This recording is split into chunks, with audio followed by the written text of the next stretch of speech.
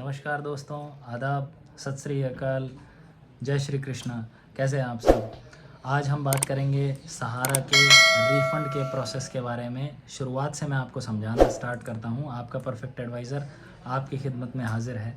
बहुत से लोगों का फिर से सवालात आए, उनके बारे में भी लास्ट में एक्सप्लेन हम करेंगे। उनके रिस्पॉन्सेज जो हैं वो मैं प्रॉपरली आप लोगों को दूंगा इंडिविजुअल बेसिस पे। तो शुरुआत में आपने सबसे पहले क्या करना है कि सहारा के CRCS पोर्टल पे जाना है। CRCS के इसे वेबसाइट के इस पे पोर्टल पे जाएंगे तो सबसे पहले आपने अपना लॉगिन आईडी बनाना है, जनरेट करना है। जमाकर्ता लॉगिन पे नहीं, लॉगिन आईडी बनाने के लिए, लॉगिन आईडी जनरेट करने के लिए आपने आधार के लास्ट 4 डिजिट्स और अपना मोबाइल नंबर डालना है। OTP के सेंड ऑप्शन पे क्लिक करना है। OTP आपके पास आ जाएगा, वो आपकी परमानेंटली आईडी बन गई। ठीक है जी। अब आपको क्या करना है, जमाकर्ता लॉगिन पे जाना है। वहाँ पे जाके आपने सिंपली अपने आधार के टोटल 12 डिजिट्स, अपना फ़ोन नंबर डालना है और OTP का ऑप्शन होगा, उसको आप फिर से आप सेंड OTP पे क्लिक कर दीजिएगा। क्लिक करने के बाद में अब आपने करना क्या है, जैसे ही आपके पास आधार की डिटेल्स का जो है वो साझा करने का एक ऑप्शन आता है, सभी नियम शर्तें, उन पे आपने टिक करना है कि मैं सहमत हूँ आधार डेटाबेस अपना शेयर करने के लिए। तो वो ओके हो जाएगा। ओके होने के बाद में आपका आधार का डाटा फैच हो जाएगा। फैच होने में क्या होता है, आधार से जुड़ा हुआ आपका नाम, आपका फादर नेम, आपका डेट ऑफ बर्थ, आपका बैंक अकाउंट का नाम, बैंक का नाम आएगा, बैंक अकाउंट नहीं आएगा। जिस अकाउंट जो अकाउंट आपका आधार से जुड़ा हुआ है वो जिस भी बैंक में, उस बैंक का नाम आ जाएगा। इधर पंजाब नेशनल बैंक और स्टेट बैंक ऑफ इंडिया या जो भी है XYZ, चाहे वो प्राइवेट बैंक हो चाहे गवर्नमेंट बैंक हो। फिर आपने क्या करना है, उस पर आगे ओके करना है।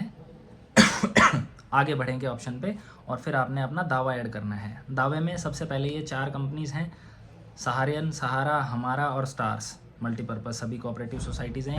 इन पर आपने टिक करना है, सिलेक्ट करना है जो भी आपकी कंपनी है। अपने बॉन्ड में से देख के उस बॉन्ड के फिर सर्टिफिकेट नंबर, आपके ID नंबर, जो भी उसके अंदर आपका मेंबरशिप ID है, और यदि रिसिप्ट नंबर का ऑप्शन आता है तो आपने रिसिप्ट नंबर डालना है। जैसे सहारियन में रिसिप्ट का ऑप्शन जो है वो रिसिप्ट नंबर का हटा दिया गया है, तो वो कोई घबराने वाली बात नहीं है। आपने वो डेट सिलेक्ट करनी है जिस डेट को आपने इन्वेस्टमेंट किया था, और कितना अमाउंट इन्वेस्ट किया था वो डालना है उसमें लिख के, और आपने उसको आगे बढ़ना है। आगे बढ़ने में क्या होता है कि 2 ऑप्शन आते हैं, या तो दावा जोड़ें, यानी कि और अगर आपका और भी कोई स्कीम में या बॉन्ड और भी हैं आपके, तो वो भी आपने उसमें ऐड करने हैं। यदि नहीं तो फिर आप नेक्स्ट ऑप्शन पे जाएंगे। नेक्स्ट ऑप्शन में आपका क्या होगा, प्रपत्र, जो दावा प्रपत्र है वो जनरेट करने का, वो आपको प्रिंट आउट ले लेना है।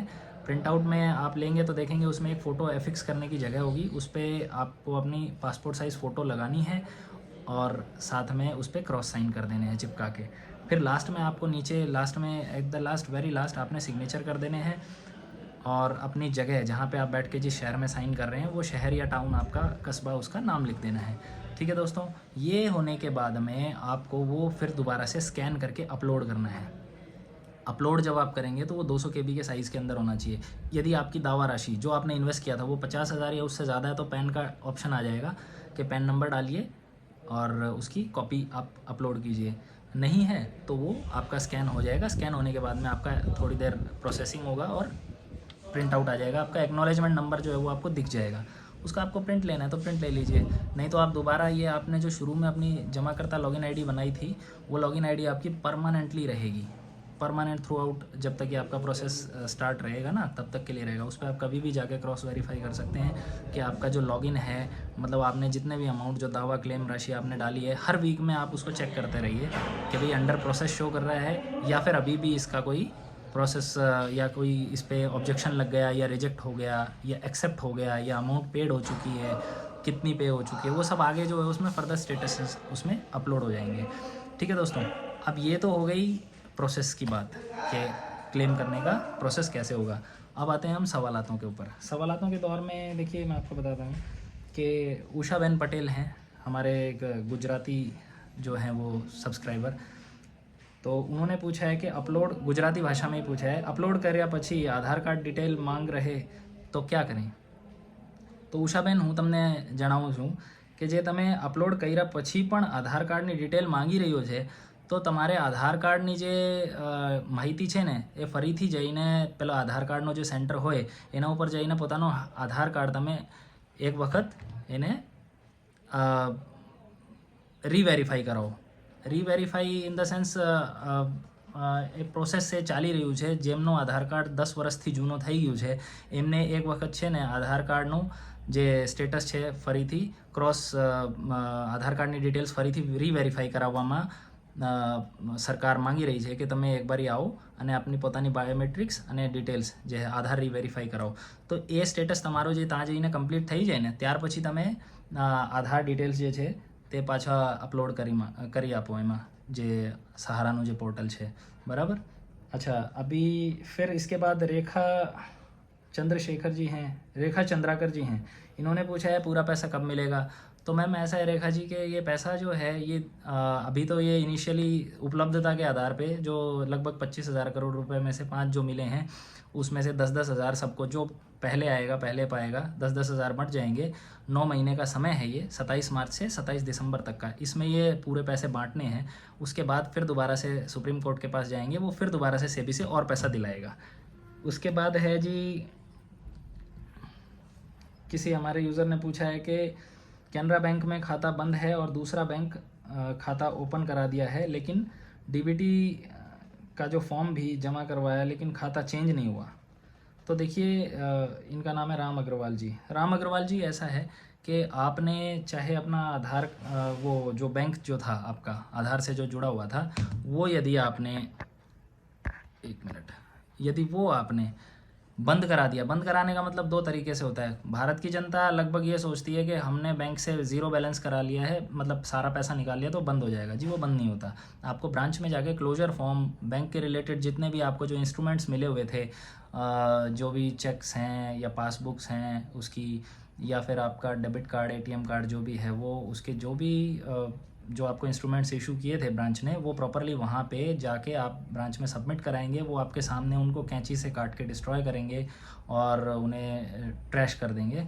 उसके बाद वो आपका क्लोजर जो है प्रोसीडिंग वो क्लियर करते हैं. तो अगर आपने ऐसा कराया है तो आप डीबीटी का फॉर्म जो आप अपलोड करा दीजिए. अगर आपने क्लोज़ करवाया है बैंक प्रॉपर प्रोसीजर से, तो आपने जो अपलोड कराया है तो नए बैंक का उसमें डिटेल डाल के आप वो चेंज करा लीजिए, आधार कार्ड का जेरोक्स कॉपी साथ लगा के.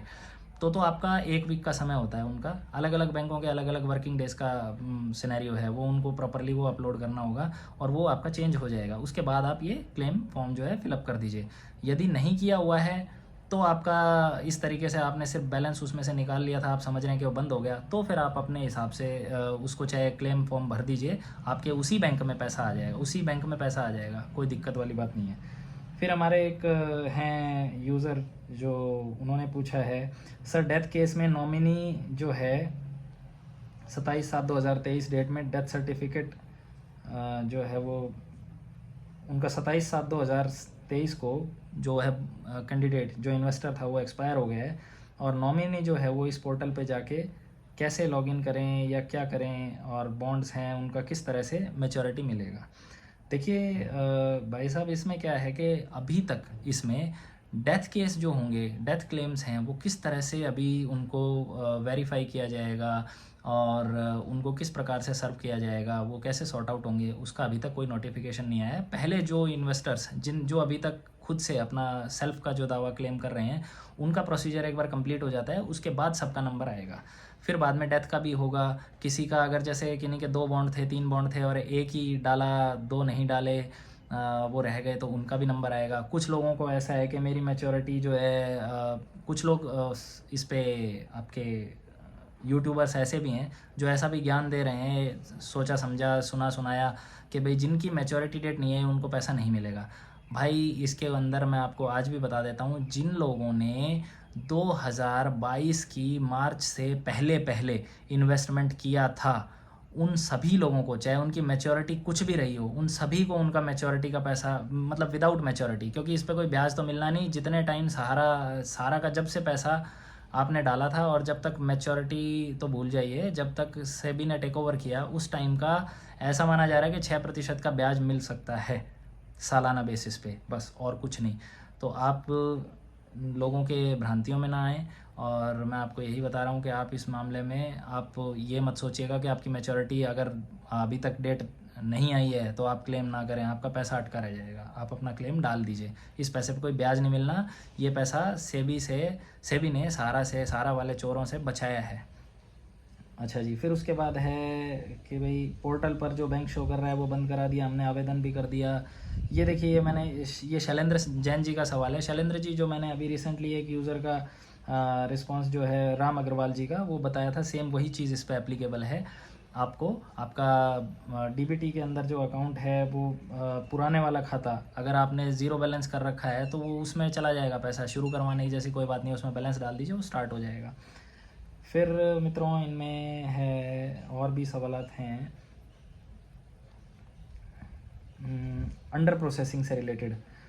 एक हमारे व्यूअर हैं मीना बहन, मीना दीदी ने पूछा है कि अंडर प्रोसेसिंग कैसे चेक करें। तो दीदी, जो आप साइट पे एक बार आपने जब आपकी यूज़र आईडी और पासवर्ड, अब आपका परमानेंट आपका मोबाइल नंबर है और आधार नंबर है। आपका आधार नंबर तो आपकी यूज़र आईडी है और मोबाइल नंबर जो है वो आधार से जुड़ा हुआ, वो आपको ओटीपी यानी वन टाइम पासवर्ड उस टाइम पे लॉगिन करने के लिए उस पर पासवर्ड आता है। आपने अपना आधार नंबर डाला, फ़ोन नंबर डाला, सेंड ओटीपी करेंगे, वो ओटीपी आएगा, उससे आप अपनी जमाकर्ता लॉगिन वाले पे जाएंगे, सीधा ही आपके सामने इस तरह का एक विंडो खुल जाएगा। उस विंडो में आपको दिख जाएगा कि ये अंडर प्रोसेसिंग है। अगर आप लोग सभी को मैं बताता हूँ कि हर एक वीक में, जब तक 45 दिन पूरे ना हो जाएं, अपना बार बार हर एक वीक में स्टेटस चेक करते रहें, ये अपडेट हुआ कि नहीं हुआ, विड्रॉल मिल गया कि नहीं मिला, आपका रिजेक्ट हुआ फॉर्म या एक्सेप्ट हुआ या अंडर प्रोसेसिंग है, वो सारी चीज़ें उसमें अपडेट रहेंगी। ठीक है दीदी, तो ये आप चेक करते रहिएगा। और इसके बाद है इन्होंने सोसाइटी शो नहीं कर रहा है किसी का, तो सोसाइटी तो आपके बॉन्ड पे लिखा होता है, तो आप बेफिक्र रहिए राजन जी, आप सोसाइटी अपना उस पर डायरेक्टली चेक कर सकते हैं। किन्हीं ने कहा है कि सबमिट करने के बाद मैसेज नहीं आ रहा और क्या करें उसका। तो देखिए, उसके अंदर कुछ नहीं करना आपने। अगर मैसेज नहीं आ रहा तो सर्वर बहुत बिजी रहता है। आपका एक्नॉलेजमेंट नंबर जो आ गया है वही सबसे मेन इंपॉर्टेंट चीज़ है आपके पास। जब आप अपनी यूज़र आईडी खोलते हैं तो ओटीपी आ रहा है, तभी तो आपकी आईडी लॉगिन हो रही है।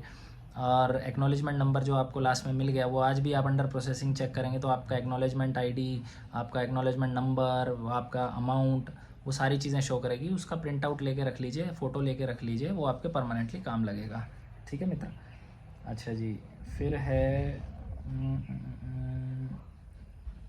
फिर सवालात हैं जी। फॉर्म भरते टाइम रिसिप्ट का ऑप्शन नहीं आ रहा है, देवांश जी ने पूछा है। देवांश जी, ऐसा है कि फॉर्म भरते टाइम रिसिप्ट का ऑप्शन नहीं आ रहा है तो वो कोई बड़ी चीज़ नहीं है। आप अपने बॉन्ड का सर्टिफिकेट नंबर, आपकी मेंबरशिप आईडी, ये सब चीज़ें जो बॉन्ड में मेंशन है ना, वो डल रही है उसमें, तो ठीक है। आपको तो अपना क्लेम अमाउंट डालना है, वो बॉन्ड का कॉपी भी आप अपलोड कर रहे हैं, तो वो अपने आप सहारा वाले 30 डेज़ तक इसको क्रॉस वेरीफाई करेंगे और उसके बाद 15 दिन में फिर जो सरकार की तरफ से बनाई हुई टीम है वो उसको रीवेरीफाई करके और जो पेमेंट का शेड्यूल है वो प्रोसेस करेगी 15 डेज़ के अंदर। So don't worry. उसके बाद है सर, 12 साल की एफडी थी, 2000 में पूरी हुई 2019 में, पर आज तक मिला नहीं पैसा। ये मलकित बरार जी का सवाल है पंजाब से। तो मलकित पाजी, सब तो पहला मैं तुहानू दसदा कि तुसी आज ही जाके छेती करो, तुसी आज ही ये ਜਿਹੜਾ ਤੁਹਾਡਾ बॉन्ड हैगा एफडी वाला, इसनू क्लेम कर लो पोर्टल उत्ते जाके, क्योंकि बाद जो ਤੁਹਾਨੂੰ पैसा नहीं मिलणगा। आज ही तुसी सब तो पहला एक काम करो, एफडी वेफडी ये सब, इन सब चीज़ों को आप भूल जाइए, डोंट बॉदर अबाउट दैट। आपको तो अपना सीधा अमाउंट क्लेम करना है। ठीक है भाजी। फिर उसके बाद स्नेहलता जी का है मैसेज, ड्यू टू सारा scam government lost 18 crore people faith, it hurts to us. तो देखिए स्नेहलता जी, आप अपनी जगह सही हैं, हम गवर्नमेंट को डायरेक्टली ब्लेम नहीं कर सकते, बट जो क्रेडिट कोऑपरेटिव सोसाइटीज़ के रिलेटेड जो लॉज हैं वो पहले बहुत पुअर थे, बहुत ही ज़्यादा घटिया किस्म के थे, और इसीलिए ये मध्यम और गरीब वर्ग के लोगों को लुभावनी स्कीमें दिखा के, अत्यधिक ब्याज की स्कीमें दिखा के, मूर्ख बना के पैसा ठगने की स्कीमें, ये क्रेडिट कोऑपरेटिव सोसाइटी के उसके हिसाब से रजिस्ट्रेशन करवा के लोग आ जाते थे और कंपनी खोल के, सहारा, PACL, शारदा, फलाना ढिमका, बहुत से हैं, स्कैम्स तो बहुत ज़्यादा हैं। ये तो मेजर बड़े स्कैम्स हैं। तो इस तरह के होते रहते थे। अब उस टाइम के गवर्नमेंट ने जब ये कंपनीज आई तो उस टाइम की गवर्नमेंट ने कभी ध्यान दिया ही नहीं, क्योंकि वो तो खुद घोटालों में इन्वॉल्व थे, अपनी जेबें भरने लग रहे थे, तो उन्हें हम क्या दोष दें। खैर भला हो, आज के ज़माने में देखिए मोदी सरकार भी अगर इसको लेके आ रही तो इलेक्शन सर पे हैं और लोगों का बार बार आंदोलन चल रहा था, जंतर मंतर पे धरने थे, ये इसी वजह से उसका रिज़ल्ट मिला है, पॉजिटिव रिज़ल्ट मिला है। ठीक है, free lunch is nowhere, आपको कोई भी हमें स्पून फीडिंग तो कोई नहीं कराने वाला, तकलीफ़ तो उठाई है इन्वेस्टर्स ने, पैसे का ब्याज भी मारा गया, कुछ नहीं मिलेगा, एक पीनट्स जैसा ही है। आज सोचो 10 साल बाद में आपका इन्वेस्टेड अमाउंट ही आपको मिल रहा है, तो 10 जस्ट लाइक अ पीनट और लॉलीपॉप।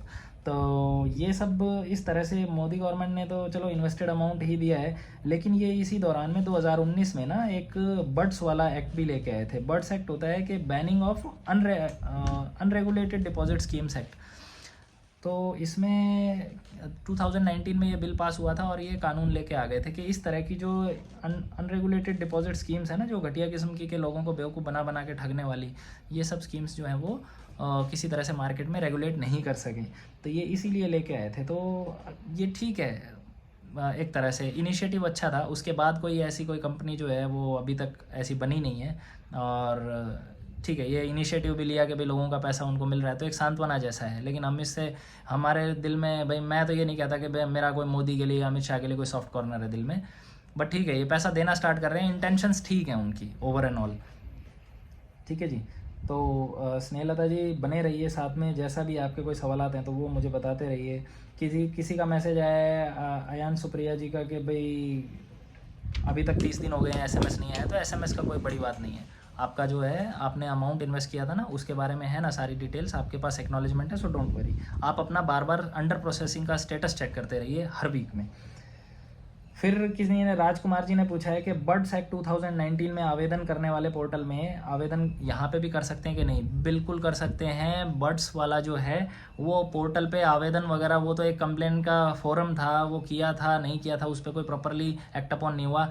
इन सब तरह की, जैसे कुछ लोगों ने सहकारिता मंत्रालय में, ऊर्जा भवन में भी पिछले 2-3 सालों से लगातार कंप्लेंट्स भेज रहे थे, बर्ड्स एक्ट के अकॉर्डिंगली भी किसी ने भरा था, तो उससे कुछ नहीं हुआ। लेकिन ये इन्हीं सब कंप्लेंट्स का, इन्हीं आंदोलन धरनों का नतीजा है कि भाई ये सरकार जो है अब इस तरह से पैसा देने का रास्ता इन्होंने खोजा है। तो आप इसमें डायरेक्ट बिल्कुल आवेदन कीजिए, डोंट वरी। इसमें राजकुमार जी कोई टेंशन वाली बात नहीं है। MIS का ब्याज मिल सकता है कि नहीं, मिस्टर तिवारी जी का, KN तिवारी जी का सवाल है। KN तिवारी जी देखिए, MIS का ब्याज जो इन्होंने जो वादा किया था वो तो नहीं मिलेगा, लेकिन आपकी जो ओवरऑल जो आपने 500 1000 या 2-2 हज़ार पर मंथ की जो आप MIS डालते थे, उसका जो भी इंटरेस्ट आपको मतलब ओवरऑल अमाउंट जितनी भी आपकी उसमें फंसी पड़ी है, उस पर ये शायद 6% का ब्याज आपको दे दें। जहाँ तक है गवर्नमेंट तो यही कह रही है 6% का ब्याज वो दे देंगे। और इसके अलावा कुछ लोगों के सवाल थे कि भाई जब तक सरकार जो है, कुछ उनके कुछ पर्सनल सरकार से कुछ हैं, बाकी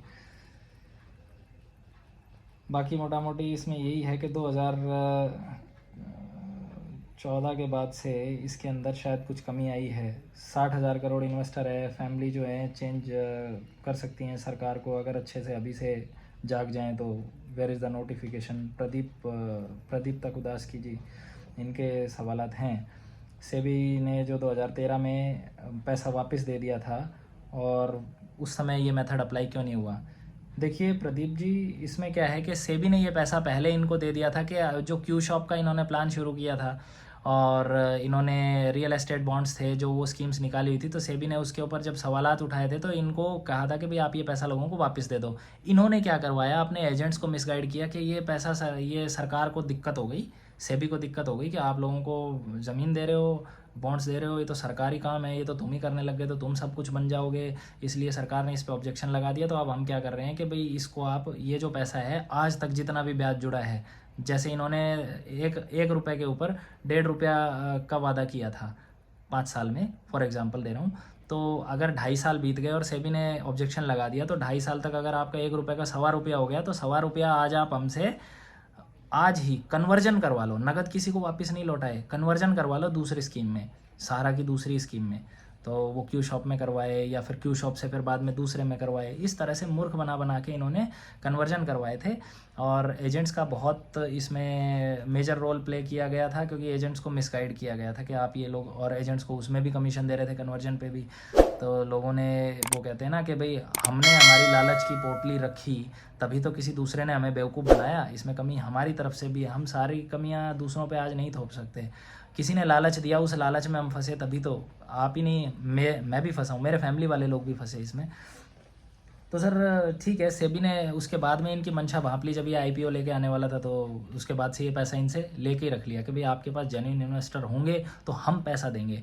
और सहारा वाले ने इस पे क्या है कि सुप्रीम कोर्ट में केस डाल रखा था कि हमारे इन्वेस्टर्स का पैसा है, ये लोग खा जाएंगे, हमें दो, हम बांटेंगे। अब वो बांटता क्या यार, वो तो फिर से अपना यही चक्कर घुमाता रहता।